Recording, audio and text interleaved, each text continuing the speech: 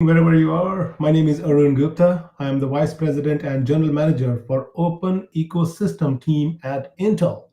You can find us all about at open.intel.com. We've got a wonderful podcast series as well, which you can find at open.intel.com/podcast.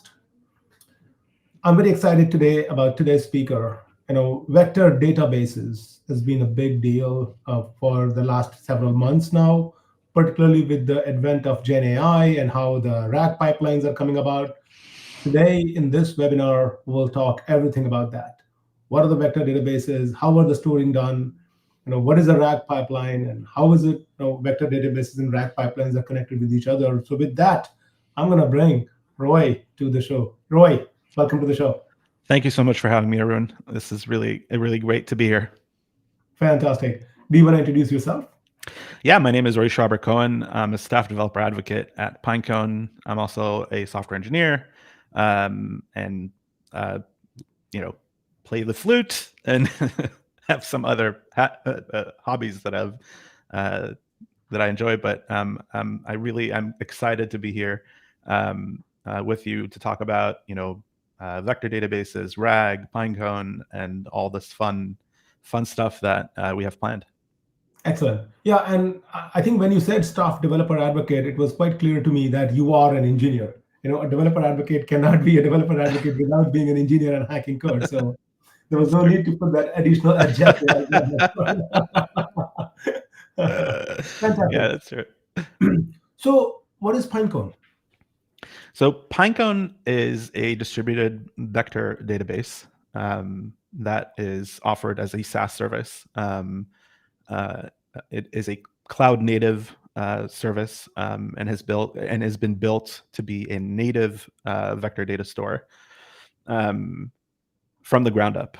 The goal of Pinecone is to make it easier for users to interact with vectors in a way that's scalable from the very beginning. So you can start with hundreds of thousands, and then go up to millions and eventually billions and trillions of vectors, all using the same infrastructure.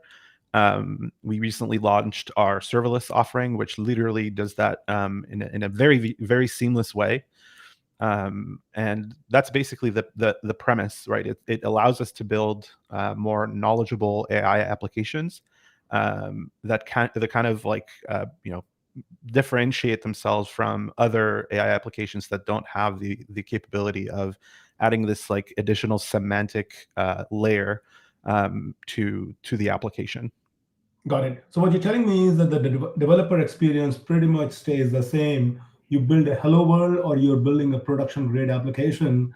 That is the basically where the scaling automatically happens behind the scene by Pinecone for the vector database part of it. Exactly, and the core thrust of serverless is the fact that like other serverless architectures, you pay for what you use, right? So you're not setting up a server that sits there and kind of like gathers dust whether you're using it or not, and you're not paying it for it whether you're using it or not.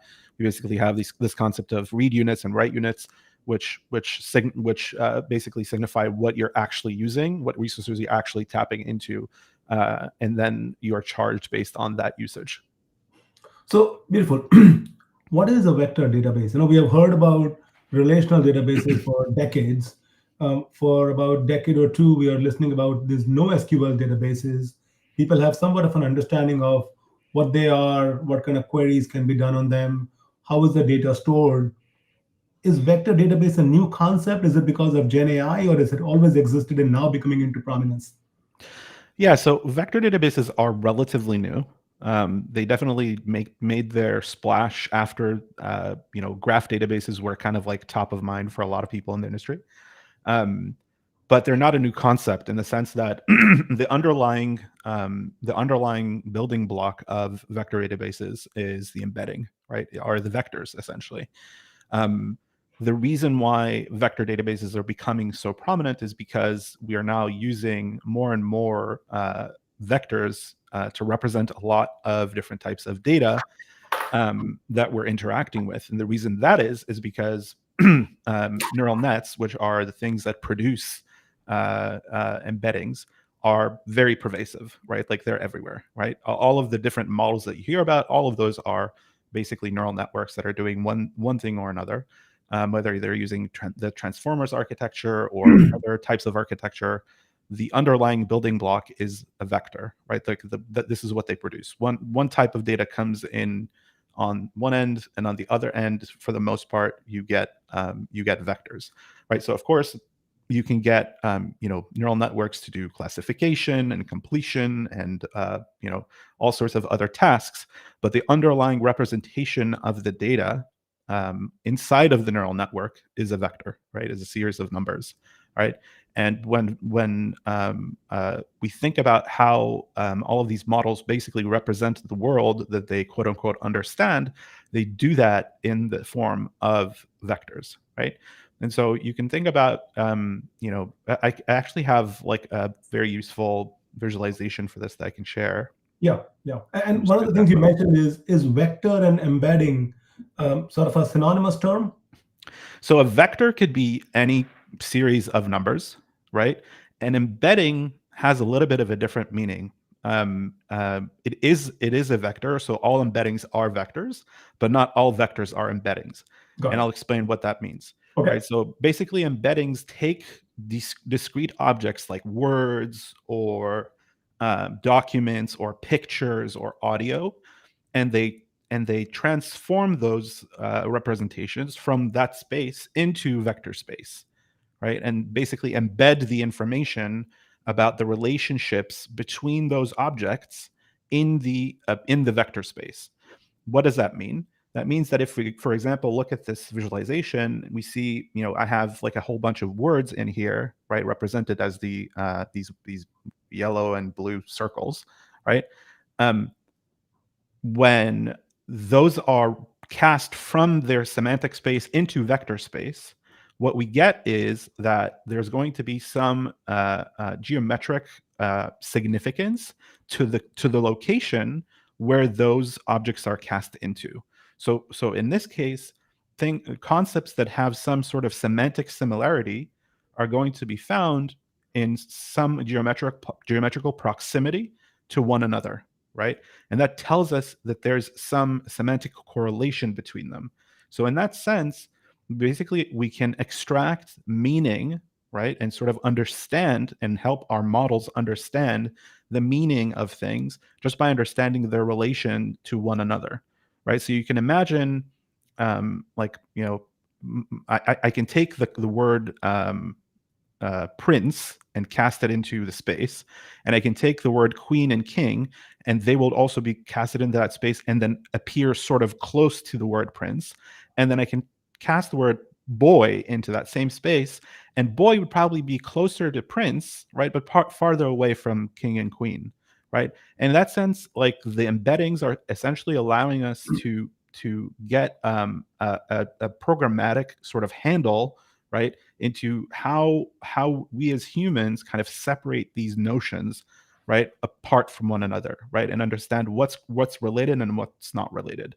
So it's very And much mimicking our mind in that sense, because that's how we see things. A boy and prince are alike, but not necessarily same as a queen. And so it's basically mimicking our mind in the actual storage on the disk. And that's what makes it efficient when you're retrieving the data. yeah, exactly. That's what allows us to basically do what's called semantic retrieval, right? And that's very powerful. But the cool thing about embeddings is that they don't only work on text, right? They can work on any form factor, right, that is handled by a neural net for which there is a model, right? So for example, if you take the clip model, which is a model for images, right, this will happen in sort of the same way. Clip is actually a multimodal model, right, where there's like an image and some text describing that image. And so the model sort of gets an quote unquote understanding, right, of how these images are correlated to one another, right? So if you see an image of a cat, right, and an image of a tiger, right, it would know that the image of the tiger and the cat are more alike to one another than say an image of a hippo, right? And so we can leverage this ability, right, that the models have, right, but without having to constantly query the model itself. So what exactly, this is exactly where vector databases come into play. So the process for interacting with vector databases in a lot of cases, and I can share another one of these Yeah. slides, is basically taking the content that we're interested in interacting with, right? And this particular example is for semantic search, right? So we take the content that we want to interact with, right, that we want to build an application around, right? And then we basically embed that content, right, and save it in our vector database, right? So once we um, uh, and one more thing is we can associate metadata with those embeddings. So we can say, hey, the embedding that I found, right, in this document is associated to this document ID, and maybe there's a category, maybe there's like other tag words or something of that sort. And then we can store all of that in our vector database. And then when it comes time to interact with this data, we can again use the same embedding model, take a query from a user, right, and then query that data from the vector database and get back the most similar things to our query, right? And that's what vector databases do, right? They basically leverage the fact that there is that the similarity exists within the representation of the model. It saves all of these different embeddings in the vector database, and then it's capable of using different algorithms to get back, right, the most similar things to our query. And that's how we can basically say, okay, so and we'll see this when we talk about RAG, right? When a user asks about something that I have knowledge about, right, I can identify the pieces of knowledge in my database that have the most similarity to the query that the user has given me, and then provide the correct context, right, semantic context for the LLM to then provide a knowledgeable answer Got it. as opposed to Yeah. a complete Yeah. hallucination. Yeah, the LLM by itself is all it is a large language model. It doesn't have the context of your business data. By the neural networks in the LLM operate as embeddings. So by using a vector database, you are creating by providing that metadata. Sometimes it may not understand the correlation between the items. So metadata would make it more explicit.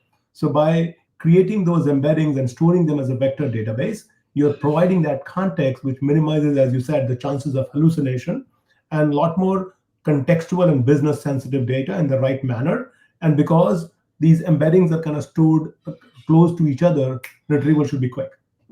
Right. So the thing is, retrieval should be quick because the vector database knows how to, again, store them in the most efficient way, and then query them in the most efficient way. And the beauty here is that, as a user, I don't have to worry about any of this, right? All I have to worry about is to provide the database with the query vector that I want to use, right? And then trust that Pinecone knows how to do its job and provide me back the best results, right? And for each result, we'll get some level of confidence, right? So there's going to be an actual confidence score telling me how similar the Got it. database thinks the result is to the result that I got back. It's going to tell me, I'm going to be able to say how many results I want to get back from the database, right? And so I can cap it at some level. I can say, okay, I want to filter these results, right, further, right? And this is another capability that vector databases have that, for example, vector indices don't have on their own, right, which is filtering. So basically being able to say, hey, don't search the entire vector space, right, that is stored. Please only look at things that are categorized as, I don't know, comedy or Animals, drama plants, or whatever. Right? animals. Yeah, Exactly. Right. yeah, yeah.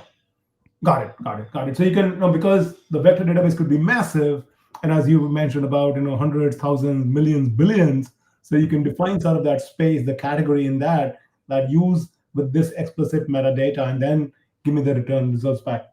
Yeah, beautiful. Okay, Yeah. fantastic. So how do people get started with? So I think we understand the concept of the vector and the embedding, and how the storage is done. Let's talk about a little bit about the RAG, like the concept of RAG, and how is that operationalized with Pinecone, for example? Yeah. So as we said before, the Achilles heel of LLMs, and perhaps it's not even the Achilles heel. It's kind of like by design. And I saw an interesting tweet by Andrika Prathi not a very long time ago about LLMs and hallucinations. When LLMs hallucinate, quote unquote, they're not making a mistake, right? That's how they work. They always hallucinate, right? It's basically the modus operandi, right? Even when we get correct results, those are also hallucinations, right? In a sense that they are not actually connected to any particular data source that has been verified by us, right? But they rather are using their own internal representations to basically predict the next token and to say, okay, this is what I think is most plausible to be said next, right? And so sometimes it will match our expectations and sometimes it will not match our expectations, but we don't have any guarantee, at least not at the moment, that the LLM has done the right thing or hasn't done the right thing.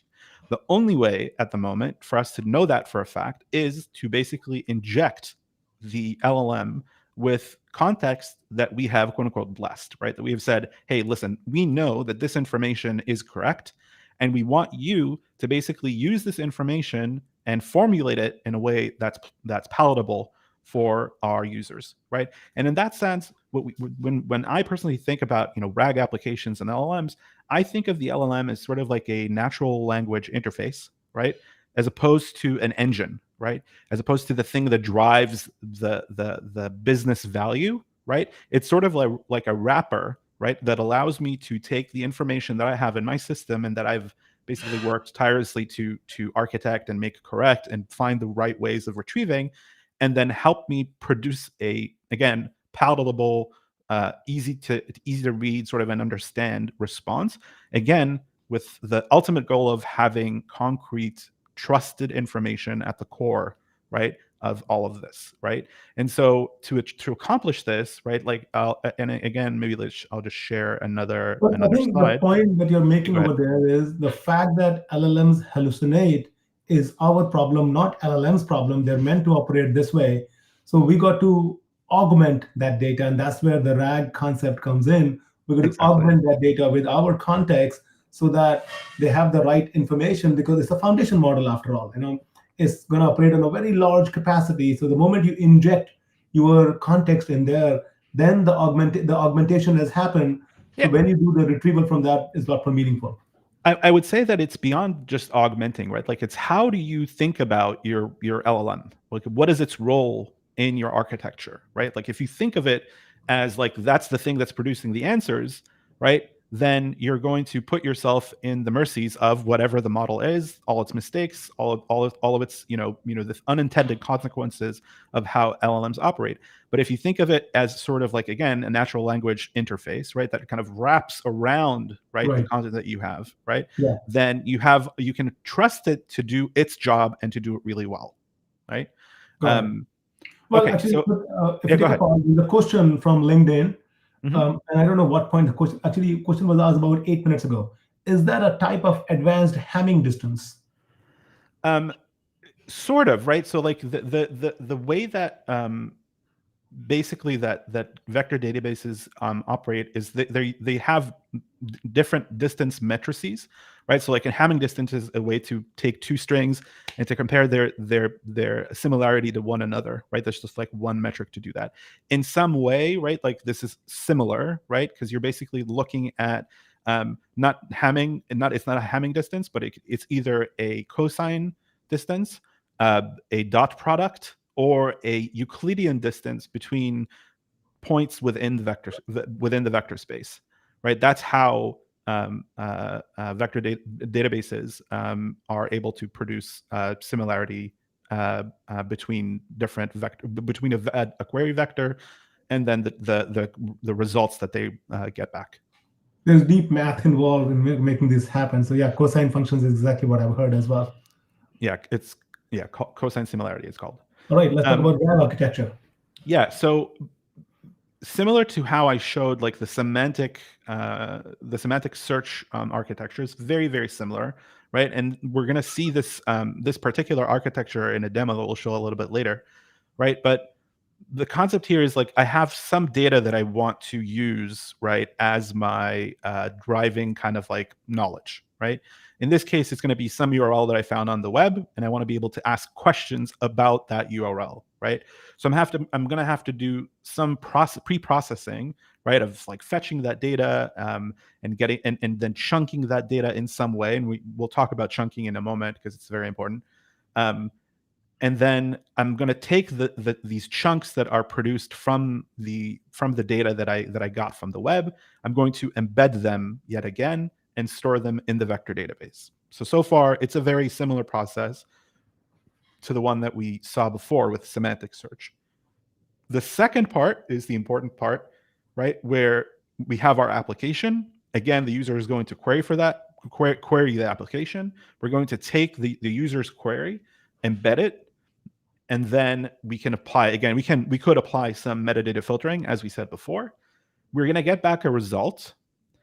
This time, we're going to take that result and inject it into what's called the context window of the LLM, right? So we're going to build the context that we want our LLM to use in order to construct its answer, right? And as you'll see in a moment, we actually build in, right, like we do prompt engineering a little bit to basically force our LLM to make sure that it's going to produce an answer based on that context, right? And then the response is basically streamed back to the user application. That's kind of like the pattern that you see with ChatGPT, with Bing Chat, basically streaming back all of these results back to the user so that you're not actually waiting for the entire result to come back. Got it. So now if I think about it, without RAG, the application is directly talking to LLM and getting the response and result back and forth. What we are injecting here is we are injecting our embedding model in between. It queries the database. It says, oh, you want to ask the information about employees' performance. Instead of going to LLM, I'm going to go dig into maybe the yearly data, quarterly insights, or the work, the OKRs, whatever that internal data that you have. I'm going to grab that, provide that context, and let LLM kind of really derive that information that, oh, now I have so much context about that employee, and let me return back that employee is doing good or not so good. Exactly. I think that like the real challenge, right, that a lot of people face in this is knowing what to ask the model, what to ask from the vector database, right? So like how to go from this user query to the vector database and ask the right thing. And in fact, there are many techniques of actually improving upon the question that the user has asked to basically provide more semantic context for the model before we even embed the initial query. And that's how we get better results back from the vector database. But we can touch on that a little bit later. I think we have a question. We do have a question, actually. And thank you, Anil. Hey, Anil, by the way. So yeah, can you touch on ARAG, advanced RAG, and highlight the high-level technical differences between RAG and ARAG? Additionally, what additional capabilities does ARAG offer that are not available in RAG? I honestly have not heard the term ARAG before. But if you're like, RAG is like, again, like what we're showing here is like the very basics of RAG, right? There are many types of techniques that you can apply in order to, again, like I said, like improve the performance of your RAG application, right? Like they can happen, like I said, before you even embed the initial user query, right? So like that's, for example, like you do basically query expansion, right? There are ways of, for example, not just like retrieving just the chunks of data that you've embedded and stored, but rather going back and getting back the parents of those documents, and then you're basically expanding the context in that way. There are things like multi-vector retrievals and hybrid search that you could leverage, leveraging the user metadata and more and more and more. Like there are many different techniques, and we could spend hours just talking about those. But I guess like we can start with like looking at like this simple RAG application, and and see kind of how it works and get a better feeling for it, and then maybe we can dive into how could this be improved, right? And what techniques we can use to improve it. Sounds great. Awesome. All right. So I think this concept really makes sense. Application, talking to the vector database, bringing the context out, passing the context to LLM then using that context to provide the right answer, reducing the chances of hallucination, and the response goes back to the application. All right. What do we got next? So let's take a look at this application. Stop sharing this. Yeah. And okay, let me just. Can you guys see this? Yep. Okay, perfect. Okay, so this is an application that we recently built to basically demonstrate like the difference between using RAG and not using RAG, right? So this is an application interface that you're showing, right? Yes. Okay. So on the left here, you'll see when I get back responses, the responses on the left are going to be responses that are using RAG, and on the right, responses that are not currently using RAG, right? So basically what's going to happen, and we're going to go over some of the code and understand like what's going on there in a bit more detail. But basically you can pick one of these URLs. And by the way, like you can try this out today. It's a live demo that you can try out, and we'll share the link a little bit later. Basically choose one of these URLs to index. It will go through that process that I described before of crawling and chunking, and then those chunks are going to be upserted into Pinecone. There are two modes of chunking here, right? One is markdown chunking, and the other is recursive chunking. And maybe it's worth it to pause a little bit and talk a little bit about these two. So part of like making RAG work and work well is understanding like what is going to be the correlation between what the user is going to query, what the user is going to ask about, and what the matches are going to be on the vector database side, right? And that is going to depend on how we segment the original data that we're going to index, right, into these smaller parts, so that there's semantic correlation between the query and the response, right? So for example, if we decided to make the chunk very, very, very small, right, there's probably not going to be a lot of information within that chunk to actually be helpful, right? As opposed to that, if we make our chunks very, very big, maybe like we're going to have like too much information to actually be helpful, right? And so we want to find the sweet spot, right, that makes actual sense. So you need that Goldilocks number based upon your performance, based upon your application information coming back from the vector database. Right, and also like the data itself, right? Like what is the data that you're actually going through, right? So if you're going through documents that are 256 tokens long, right? This maybe doesn't make sense at all, right? But if they're super long, right? Maybe very short maybe very short chunks don't make sense either, right? And so there's a third way of thinking about this, which is markdown chunking. A second way of thinking about this, which is markdown chunking. And of course, there are many other ways of doing chunking. These are just two that we're demoing here today. Markdown chunking basically says, I can think about the semantic information that the author of the document, right, put into the document itself, and leverage that in order to know how to chunk the document. So in this example, what we're doing behind the scenes, and we'll go over the code in a little bit, we're basically taking this URL, we're crawling it, and then we're converting the HTML data into Markdown, right?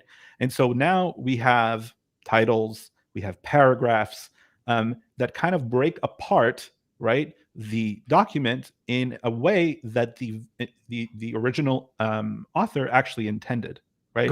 And basically said, this is the first part, and this is where this paragraph ends, and now there's a title, right? And we can go ahead and break apart the document in that way. So you're really relying upon the logical structure of the document that the author has intended it to be. Exactly. Oh, there's a question right now. Hey, Vishal. Would you not chunk it based on some logical way, like break it by paragraphs or sentence or phrases? So this is exactly what this is attempting to do, right? So markdown chunking is basically going to look at the different levels of hierarchy that exist in Markdown. So it will start with headers through paragraphs, not necessarily sentences, because like sentences might be a little bit too short, and Markdown chunking actually tries to gather a little bit more more tokens around a paragraph, right? But it's definitely going to maintain things like, for example, if I wrote an article, right, and then I had like a code segment inside, right, the markdown chunker is going to identify that as one distinct unit, right? Because it doesn't make sense to break it apart into pieces, right? Because it's like one code chunk, right? It wouldn't make sense to break apart a single paragraph into multiple parts, right? That's exactly what markdown chunking is about. Okay, So, thank you for that. One more question, actually. uh-huh. Which library Pinecone use behind the scene? FICE, Scan, or HNS Web, or anything proprietary? And it's talking about Intel has developed a scalability vector search library, which is 20 times faster than QPS, than FICE, and 1.7 times better than memory footprint optimized with Intel intrinsic. Does Pinecone aware of it and interested to provide value to Intel customers? So Pinecone has its own proprietary indexing and querying algorithms. In terms of benchmarking, I think there are several articles on our website that you can check out, and I will make sure that I pass on the links so we can attach them to the webinar at the end of the webinar. But as far as I'm aware, they're currently much faster than anything that's currently out on the market. There was a competition called the Big A&N competition that we sponsored and so didn't compete in. But were we to compete in, our results show that our performance was about 4x the best result. So that's basically what I know about our performance characteristics at the moment. But yeah, Beautiful. Let's keep I'll going with share your the demo. links. Yeah, for sure. Okay, so when I click embed an upsert, basically, again, the data is going to be crawled, then chunked, then embedded, and then upserted into the database, right? And this is like the entire process end to end. What you just saw in this like 2 or 3 seconds, basically all of that happened, right? So And it's creating so, that chunk based upon the logical structure of the markdown, correct. paragraph, H1 header, H2 header, etc. Exactly. And once that's done, I can basically ask my question, right? So like this particular um, uh, uh, article is about how are Toyota's robots learning how to do housework. So I'm just gonna ask it something about that. You know what I mean? So like, how do robots learn to do housework? And so, just for the context, this is using what Chat GPT backend, and the left one is without the context, and right one is with the context. Yeah, so it's using a GPT-4 model, right? And then the right one is without context. So Or this without context. basically is the right. Sorry, the right one is without context. That's what I It's thought. Yeah. basically trying to come up with an answer that would sound sensible, right? And the left one, right, is going to pin on one very particular source, which is this source. So which is why it's specifically talking about generative AI Yeah. and so on and so forth, right? And the important part is that you're getting back not just the response, but also the sources in the text on which it was based, The right? attribution is fundamental, actually. It really kind of tells you that, hey, you want to learn more about this, go read more here. Exactly. Right. And that's the core idea, right? Like it's not detached from anything, right? Like you don't have to trust, right, that this is correct. You can go and verify in the text yourself. And again, right now, these are just links to one of these chunks, but they could be links to, different sources, different URLs that have been like the basis for the response itself. So the whole So concept, as we were talking about earlier, instead of the right one is just talking directly to the LLM, GPT-4 in this case, and then on the left one, it is going through that entire cycle that you showed earlier, where is querying the embeddings, building that embedding, talking to the vector database, bringing the context, giving that context to GPT-4 and saying, okay, now tell me. And that's why instead of a generic response on the right side is getting a little bit more context sensitive response. And if like we're doing Toyota robots are learning housework, if we had more embeddings, the data would be that much more intelligent. Exactly. So, for example, one of our latest projects at Pinecone was to take 1.4 billion documents, right, and index them. By the way, that data set is public, and I could again share the findings there. And what we saw is the more data you have indexed in a vector database, specifically Pinecone, the better performing your LLM is going to be Of course. compared to using it without, right? Like, and this is specifically for picking, like, providing the relevant answer, providing a correct answer, right? All of those improve drastically, right, when you have a very big data set, right? But this is also true for when you're trying to build an application that is particularly trying to target a topic, right, that your users have an interest in, right? So, for example, if you're building an internal Q&A kind of bot, right, that is supposed to answer to the user, provide answers about, your department, or your company, or your product, right? Those are things that you cannot expect, right, an LLM to know out of the box, right? And that's where exactly RAG shines, right? It would basically target those answers, right? And of course, there's the case where, and this is again something that you can only achieve with this RAG pipeline. Sometimes the bot has to say, "I don't know," right? Right. And the only way that you can get to that, right? Again, like an LLM in and of itself is going to try and answer you no matter what, right? When you get to build RAG pipelines, you have the opportunity to say, "Hey, if I didn't have, right, any matches, right, but above a certain confidence score in my vector database, that means I can't answer," right? Right. And Right. so please tell the user, "I can't answer." Also, basically, instead of LLM trying to hallucinate, it will say, "Oh, I don't know the answer to this," instead of just trying to fake it. Right. You basically are, again, this is a little bit of prompt engineering where, again, we're thinking about the LLM as not the oracle, right, that provides you all the true answers, but Yeah. rather just as a natural language interface, right, that is Yeah. responsible for packaging these responses, right? So it's going to attempt to look at the user's query, right, look at the context that's been provided, and deduce whether or not it could answer, right, that question or not, right? And I can imagine, so I think one of the points you mentioned, the more data you have in your vector database, the better the context is, the better the answer is. But I believe that's where maybe Pinecone shines because it's just scaling like crazy. So you can add up to a 1.4 billion documents and it'll just give you the response. Actually, on that context, a question here. How much latency does that vector database add, and what factors influence the latency? Right. So there are several factors. First and foremost, latency is like at the very edge case of it is about 500 milliseconds, right? So compared to LLMs, which take about, they can take about 3 to 4 seconds to actually complete a response, it is negligible, right? The factors that influence the latency are as follows. So as I mentioned before, you can associate every vector with metadata, right?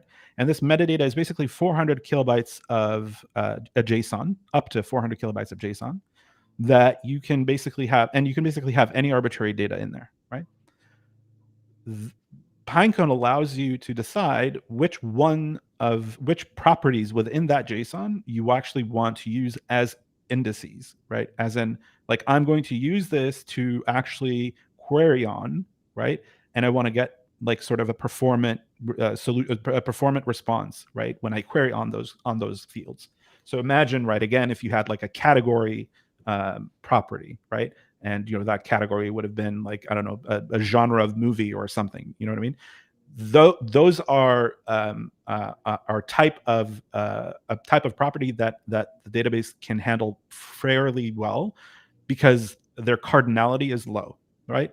So as long as your cardinality for these indexed properties in the metadata is low, your latency is going to be reasonable.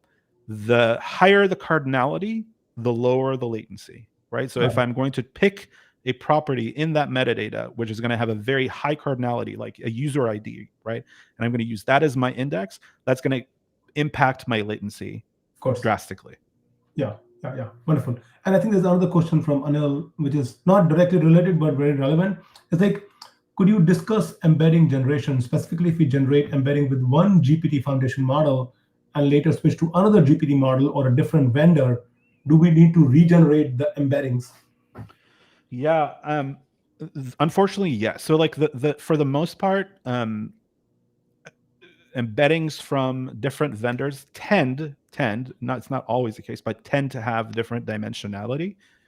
So basically, any embedding, and basically by dimensionality is basically the number of numbers that exist in that vector, right? So like Right. a 1536 dimension vector basically means that there are 1536 values within the vector, right?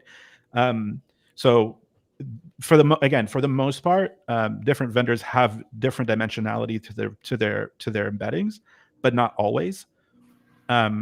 With that said, it's not entirely safe to use the same embeddings from different models, because again, like the embeddings represent data that the model used to train on, right? Mhm. And so if two models used completely different data sets to be trained on, right, and having again completely different internal representations to one another, right, but the same dimensionality, it's very likely that you're going to see bad results, right? Because you're not going to, you're querying the system with like one internal representation, right, expecting to see something, right, and then the other internal representation is completely different, right? So like there's going to be a discrepancy. So in that case, yes, like you'd probably want to regenerate the embeddings.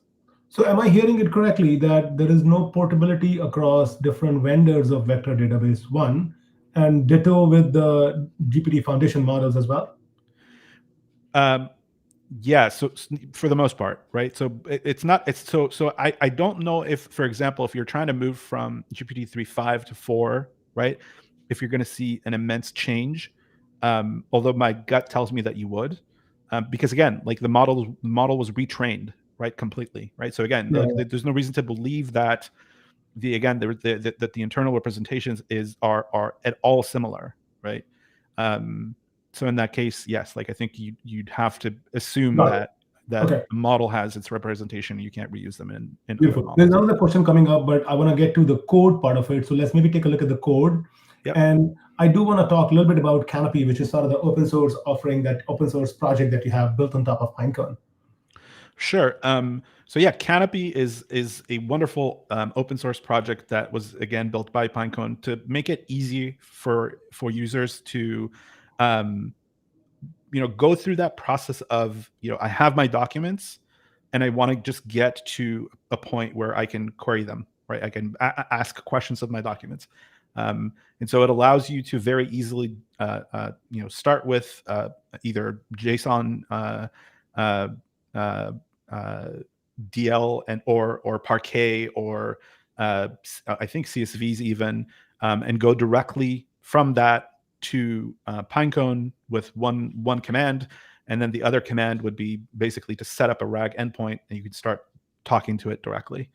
Um, that's basically Canopy. Again, all open source, free to use and free to deploy. Um, it does depend at the moment on OpenAI or Cohere, I believe, for producing the embeddings. So again, I believe that at this point we don't support open source embedding models for the embedding generation, um, but perhaps in the future we will. That's So what, that's about that's and that's about the beauty of open source. You make a first step, and then you gather the requirements from the customers, and then you keep going on that. That okay, what do you want to see? This is what we think we can do. Tell us yep, more, and submit a pull request. PR is appreciated. yep, exactly. Cool. So to go for, I don't know why, but I'm not seeing my. Oh, there we go. Because the screen was too small, so it was hiding my. Okay, let's take a look at the code real quick. Yeah, yeah. So this is a TypeScript application. I hope that people are okay with that. Basically, the endpoint that we saw. This is the backing application of the demo that you just showed, Correct. and this is like a TypeScript application that you're walking through on what's going on here. Right. So the application is a Next.js application. It's been on the Next.js framework, written in TypeScript, and deployed on Vercel, which is a very handy tool. Vercel has also built what they call the Vercel AI SDK, which really makes it easy to get results back from the back end and stream them very easily to the front end. So that's also incredibly powerful and helpful. So basically what we have here is as follows. So we have, and excuse my logs here, we get a message, right, a set of messages from the front end, right? That's when a user types in a message, we get all the messages back from the front end. We grab that last message that we want to interact with, and we have to start the process of gathering the context for that message. So as you saw, right, we have like either we have two views, right? One shows with context the context, and the one shows the result without the context. So in case we actually do have to produce the context, we call this get context function. And what that does, it's right in here, is it does three things. First, it gets the embeddings for the message. So as we said before, the message has to be embedded so that we can interact with the vector database, right? And get back results, right? Then we get matches back from the database, and we'll go into this function in a moment, right? Based on that embedding that we created for the message. And then we basically qualify, again, this is what I said about being able to say, hey, I don't know, right?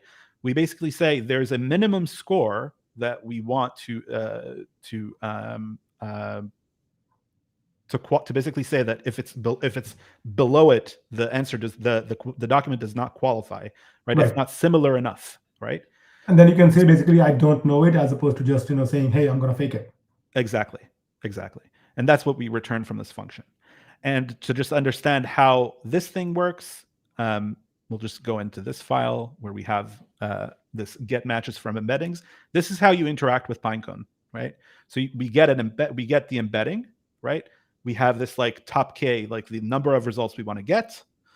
And all that we have to do here is query, right? So we have like, and we haven't talked about namespaces, but that's like a kind of like a technical detail that we can either discuss or not a little later, right? But we basically are saying, hey, I'm querying for a vector with these embeddings, and I also want to get back the metadata for that vector, right? That's all. And then I'm going to return this data back, right? Okay. And the reason why I want to return all of that is basically what I get back is a Pinecone record, which has a set of matches.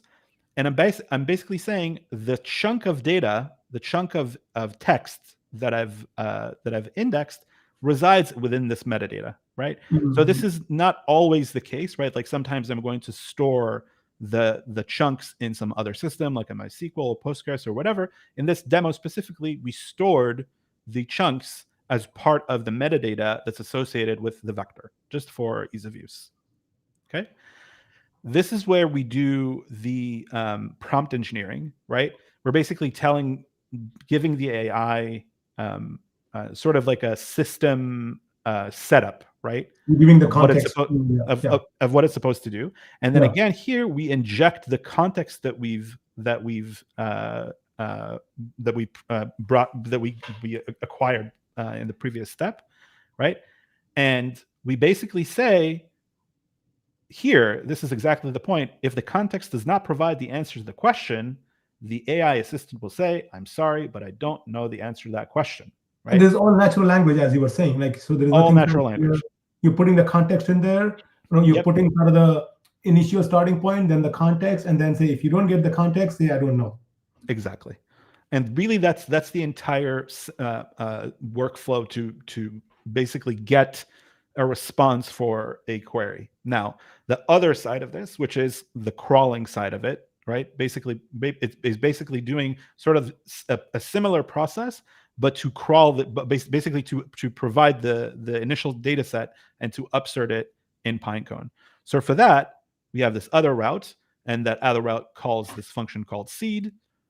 And basically that basically looks at the splitting method and potentially the chunk size and chunk overlap that we get from the UI. We crawl the page, right? So we have this crawler class. We're not going to go into it, but suffice it to say that it basically goes to the web page, Yeah. gets the HTML and converts it to Markdown. Right. And then based on the splitting method that we got from the user, we split the document to chunks, right? And this is what we see here as document. This is when we were talking about H1, H2. Each of those would really become chunks for me. Correct. And then we basically say, once all of that is done, we're going to call for each one of these chunks, which we call documents here, we're going to call embed document, right? And this will just do exactly the same thing as before, create an embedding, right? The same way that we created an embedding for the message, we're creating an embedding for the page content of that chunk. And finally, we're going to take all of these vectors, vectors that we've created, all these embeddings that we created, and we're going to upsert them in chunks. And this is a little bit of maybe like a bad naming, but we're basically going to take chunks of 10 and 10 by 10, insert them to Pinecone until they're all done. And that's basically it. That's the entire process end to end. That's beautiful. Now, one of the questions that I've been thinking about is, Pinecone is a vector database. Everything is stored as a vector per se. Mm-hmm. What kind of information, and this kind of goes back to Vishal's question as well. He's asking, could Pinecone store, search, and respond across multi-modalities? Could a single query API response from Pinecone retrieve results across multi-modalities? So my question is, can I store a PDF, an image, and media, and everything? Because at the end of the day, it's a vector. What capabilities exist in Pinecone to make that happen? Right. So this is less of a Pinecone question and more of a model question. So Pinecone will basically retrieve anything that conforms to the dimensions of the index that you're using. So if you have an index and it has n dimensions, as long as you send it an n-dimensional query, it will respond with the most similar vectors to that query, period, right? Question is, okay, what can you store in those n dimensions, right? What model are you using to do that, right? So for example, CLIP is a multimodal, or even not just CLIP, GPT-4, right? GPT-4 is a multimodal model, right? So that means that it was trained on both images and text, right? Yeah. To create the model itself, right? Yeah. And so the internal representation of that model, right, is multimodal, right? In a sense, right? And so if you store, right, if you produce a vector out of an image, right, using GPT-4, right, and it has its n dimensions, and you have embeddings that match that, right, then you'd be able to retrieve again from the same index with the same number of dimensions, assuming that like the embeddings there contain something similar enough, right? And so I think what you're saying is the dimension in the embedding and the dimension in the model need to match.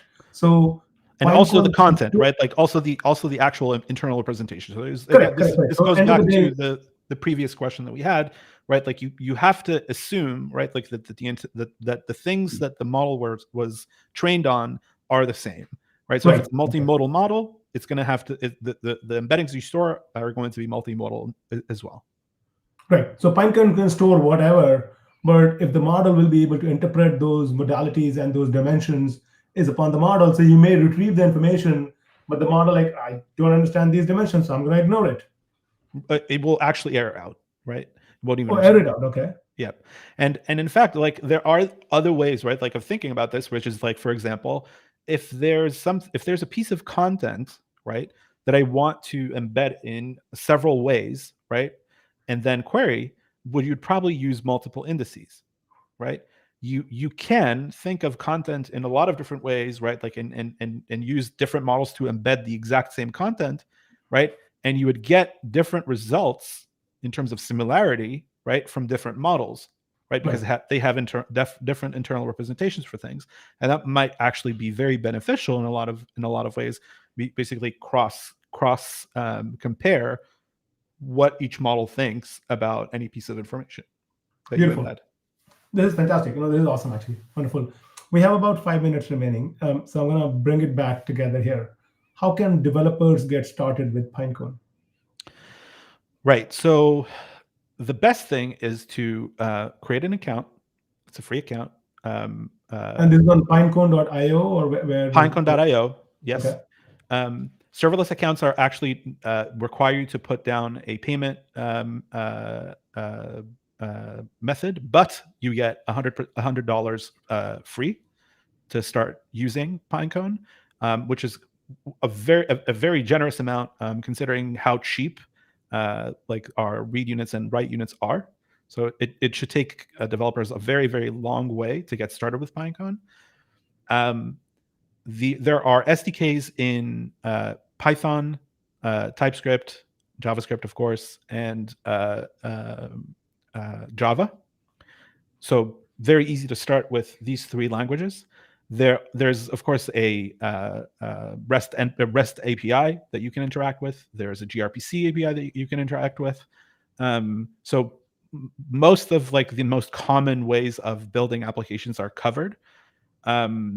There are community-based SDKs for Go and for other languages that we don't officially support, but exist out there in the world. And our learning center is probably the best way to get started and to get like kind of like acquainted with the concepts. There are many examples created by my peers in the DevRel team that kind of get you situated, and you can start learning about how to like start your like build your own first semantic search application, your first RAG application, your first image search application, and so on and so forth. Those are like the main resources that you have, and of course we have a forum where you can ask questions, and people from my team and other teams are going to be happy to reach out and help you out. Wonderful. I really enjoyed, Roy, the webinar and the discussion deep into the vector and the embeddings and the RAG part of it. Is there anything that you should have asked and I didn't ask about Pinecone? No, I think we really covered it. I mean, like the thing that I feel like people sort of need to know about Pinecone is that it in a lot of cases people are like, why do I need this for, right? Like I'm not going to make a huge app. Like I could just use off the shelf open source something and just be done with it. Like why should I pick a SaaS product instead? Um, I'm personally a very big fan of open source, but I also know the limitations of open source where it comes to scaling. And kind of like it's not much as a limitation, but requirements, right? Like when you want to scale your application further, right? When you want to grow it further, it's very hard to go from one system to another without a lot of headache.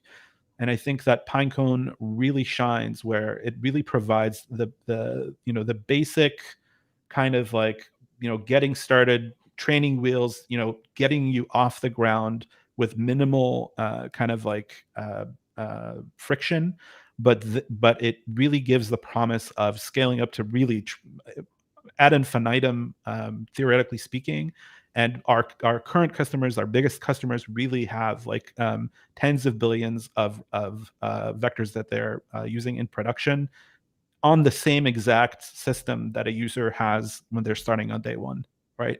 So you And start that's with the same dev experience and scale that into production. And yep, if they are facing scaling challenges, I presume they can reach out to you. for sure, for sure. What we pride ourselves in is a lot of our customers, are basically customers that we've never talked to, right? And that's the best. I mean, not because we don't want to, because they just don't need to talk to us, right? Like our product just works, and they start small and they scale up, and everything just works. I think the self-service model is just phenomenal actually, because then customers are just looking at the documentation and kind of it also shows how easy to use, easy to get started and scale it is. Because right now, I mean, open source is great, but somebody needs to operationalize it. Would you download like a Pinecone source code, for example, and set it by yourself? What if your app grows virally? Now it needs to go to Singapore and Scotland, and you Exactly. pick a country, Australia. Do you have data centers over there? So I think there are challenges around that people need to understand. Fantastic. Roy, I really, really enjoyed it. Any last parting words that you want to pitch? No, thank you for having us here. It's been a really a great conversation. I really enjoyed like the more relaxed conversational format that you have. I think it's a really great way to take off the pressure off of a presenter. To just have fun and kind of like explain things in sort of natural language and demeanor. So I really enjoyed it. I really appreciate that.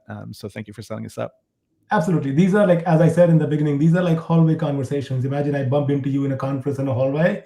We just turn the laptop and let's talk. And I talk to so many wonderful people like you. My whole intention here is I shouldn't be the only one talking. I should be sharing that and in the spirit of open source. So thank you very much for taking time here. All right. Yeah. Thank you so much.